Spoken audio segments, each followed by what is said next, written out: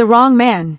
The rain had just eased into a mist when Marcus Johnson locked up his classroom, the familiar scent of dry erase markers and old textbooks lingering in the air. He lingered for a moment, straightening the desks, force of habit. His students had left hours ago, but he'd stayed to grade papers, losing track of time. Just another Tuesday. The parking lot was nearly empty when he stepped outside, the glow of the streetlights reflecting off wet pavement.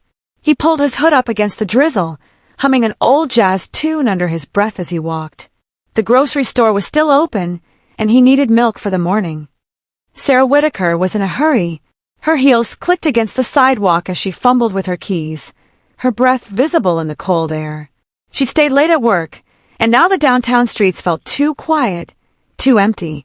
A shadow moved near the alleyway, and her pulse jumped. Then, a hand clamped over her mouth. She screamed, twisted free, and ran. When she turned back, she saw a figure, tall, hooded, disappearing around the corner. Her hands shook as she dialed 911. Marcus was in the dairy aisle when the cops found him. "Sir, step away from the cart." The command was sharp, unnecessary. He turned slowly, hands raised, confusion knitting his brow. Two officers approached, their grips tight on their belts. "Is there a problem?" Marcus asked, voice steady. One of them, a broad-shouldered man with a buzz cut, didn't answer. Instead, he nodded toward the exit. "We need you to come with us." Marcus's stomach dropped. "On what charge?" The other officer, younger, avoided his eyes. "Assault." At the station, they sat him in a cold, fluorescent-lit room. No phone call. No explanation. Just the same question, over and over. Asterisk, where were you at 9:15 tonight? Asterisk. He told them, grocery store, aisle 7, buying milk. The cashier would remember him. He came in every week. The detective, a man with tired eyes and a permanent frown, slid a photo across the table. A white woman, trembling, bruised. "This woman says you attacked her." Marcus stared. "I've never seen her before in my life." The detective leaned back. "She picked you out of a lineup."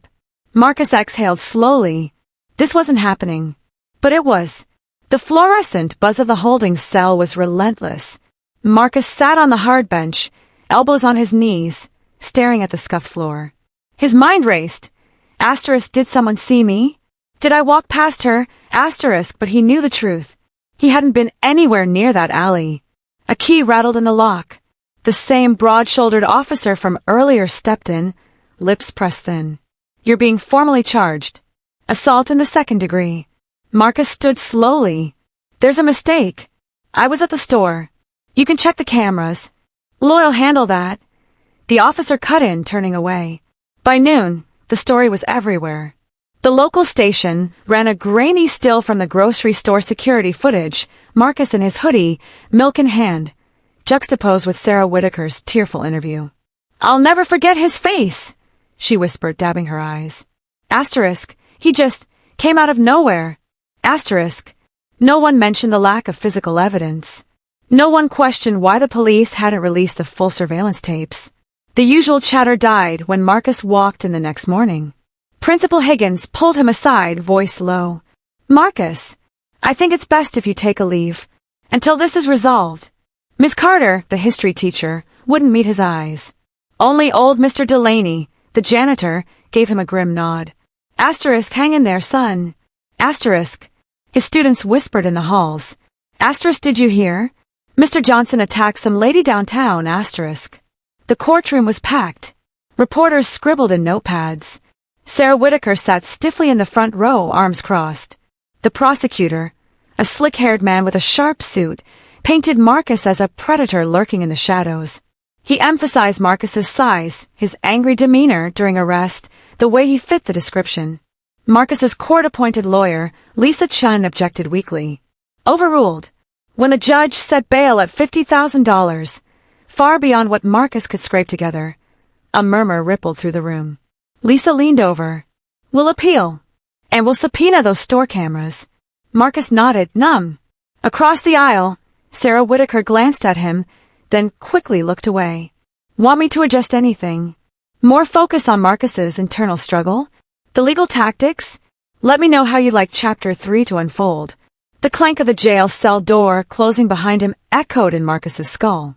He sat on the edge of the thin bunk, rubbing his wrists where the cuffs had bitten into his skin. The air smelled of bleach and something sour underneath. 3 days.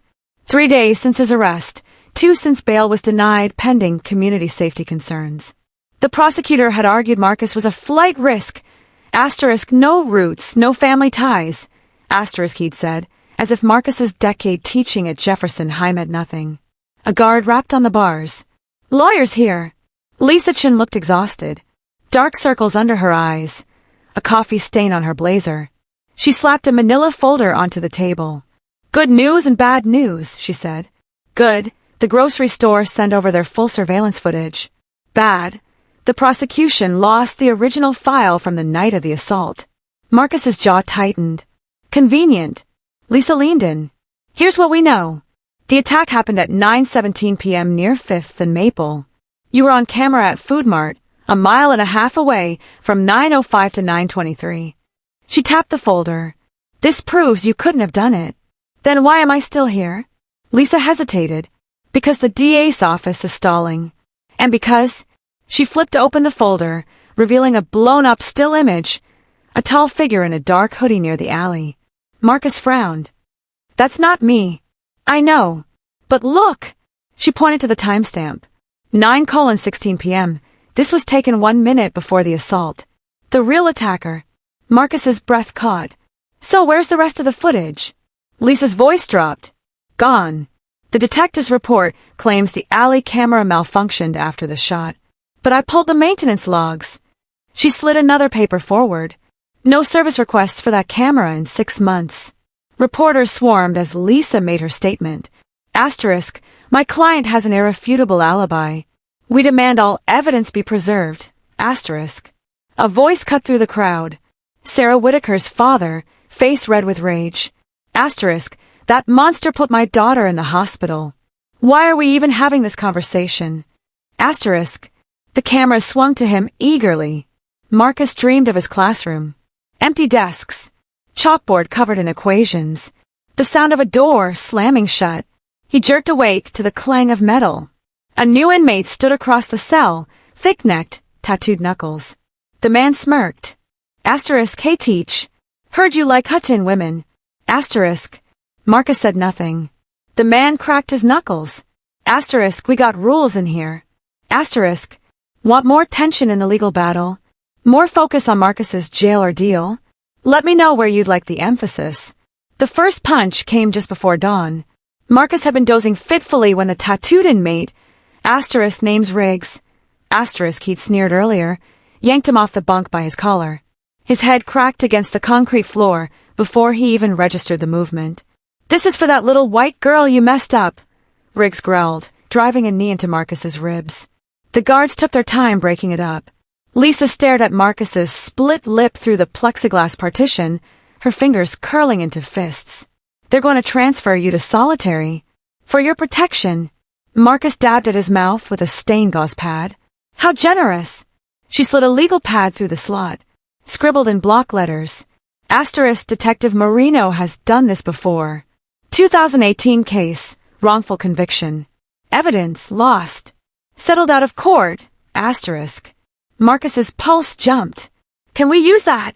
Lisa glanced at the guard by the door, then lowered her voice. Not directly, but I found the victim from that case. She's willing to talk. She hesitated. There's more. Sarah Whitaker called my office. Marcus went very still. Asterisk, she thinks she might have been wrong. Asterisk, the face from the news haunted her. Sarah paced her living room, replaying the alley in her mind. The attack had lasted seconds, a hand over her mouth, the smell of cigarettes, a glimpse of something on the man's wrist. A tattoo, a scar, but the man in court, Marcus Johnson, had neither.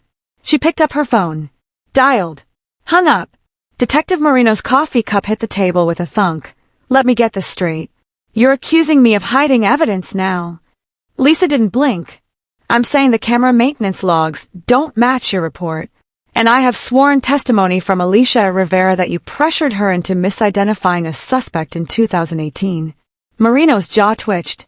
That case was... A payroll clerk with no record, just like Marcus, Lisa finished. She pushed a document across the table. Motion to dismiss. With prejudice.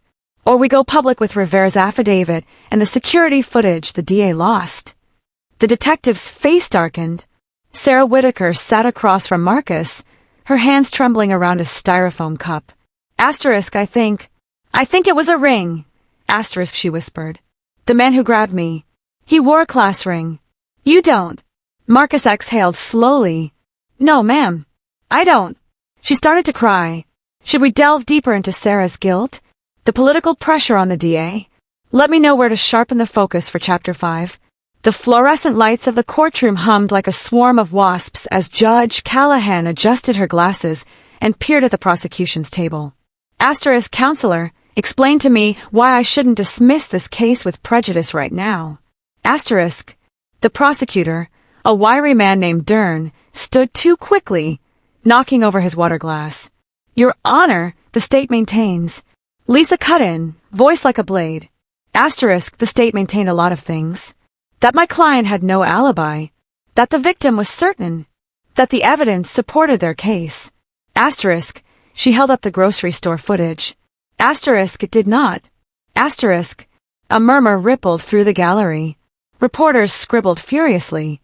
Under oath, Marino had been less confident. The alley camera was malfunctioning, he insisted. Lisa, asterisk, yet the single frame that does exist shows a man with a class ring, which Mr. Johnson does not own, fleeing the scene 1 minute before the 911 call. Asterisk, Marino's jaw tightened. Asterisk, I don't recall that detail. Asterisk, Lisa arched a brow. Asterisk, funny. You recalled plenty when you swore in your report that Mr. Johnson was the only suspect who matched. Asterisk, the judge's pen tapped like a metronome. The words should have felt like victory. But as Marcus stepped into the sunlight, free for the first time in weeks, the cameras didn't capture relief, they captured exhaustion. A reporter shoved a mic in his face. Asterisk, Mr. Johnson, how does it feel to be cleared? Asterisk, Marcus stared at her. Cleared wasn't the same as innocent, not really. She stood at the same courthouse steps alone. Asterisk, I was wrong. Asterisk, her voice wavered. Asterisk, I was scared and I was wrong. Marcus Johnson didn't hurt me. The system did. I did. Asterisk, the apology made headlines. So did the threats that followed. Marcus's classroom was exactly as he'd left it, but his students didn't meet his eyes at first. Then Jamal, a sophomore with a knack for chemistry, slid into his seat and said, Asterisk, we knew it was bullshit, Mr. J. Asterisk, a girl in the back nodded. Asterisk, they always do this. Asterisk, Marcus picked up a piece of chalk. Let's talk about that, he said. They caught him 3 months later, a mechanic named Royce Vickery, class ring still on his finger, bragging in a bar about how he'd asterisk gotten away with it. Asterisk, by then, Marcus had already filed suit against the city. By then, Sarah had joined the ACLU's campaign against eyewitness misidentification. By then, the grocery store footage had been viewed over 2 million times. But every now and then, when Marcus walked past that alley, he still hunched his shoulders. Just a little.